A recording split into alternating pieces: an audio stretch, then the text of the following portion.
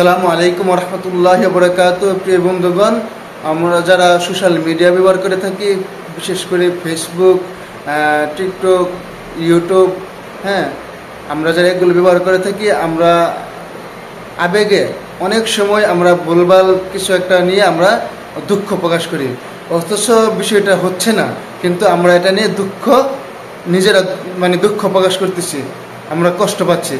আসলে এতটা আবেগে আপ্লুত হওয়া যাবে না যে একটা বিষয় যাচাই বাছাই না করে আমরা যে বিশ্বাস করে ফেলি। যে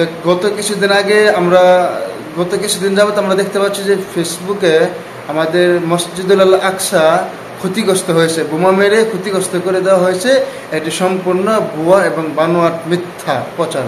তো এটা যদি আমরা বাস্তবে দেখতে চাই, যে আপনারা হয়তো বলতে পারেন যে আপনি কিভাবে জানেন যে এটা মিথ্যা, বোমা মারে না, কিন্তু আপনারা অবশ্যই জানেন যারা সোশ্যাল মিডিয়াতে আছেন যে আমাদের বাংলাদেশের একজন আলেম মুফতি আলাউদ্দিন সাহেব, তিনি গতকালকে ফিলিস্তিনে তিনি সফর করতে গিয়েছেন।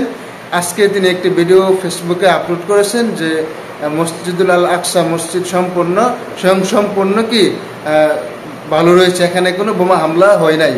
তো আপনারা যদি ভিডিওটা দেখতে চান তাহলে আমার সাথে থাকুন এবং আমার স্ক্রিনে ভিডিওটা দেখতে থাকুন। আলহামদুলিল্লাহ, আমরা আল আকসা মসজিদের প্রধান গেট পর্যন্ত পৌঁছে গেছি। বাকিটা আমরা ইনশাল্লাহ সকালবেলা আমাদের অনুমতি নাই, তারপর শুধু সামান্য একটা অংশ আমাদের অনুমতি দিয়েছেন।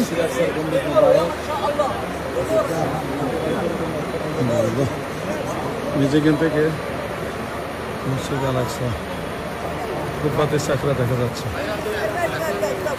ভিতরে ঢোকার অনুমতি নাই বিধায় আপনাদেরকে একটু দেখাচ্ছি।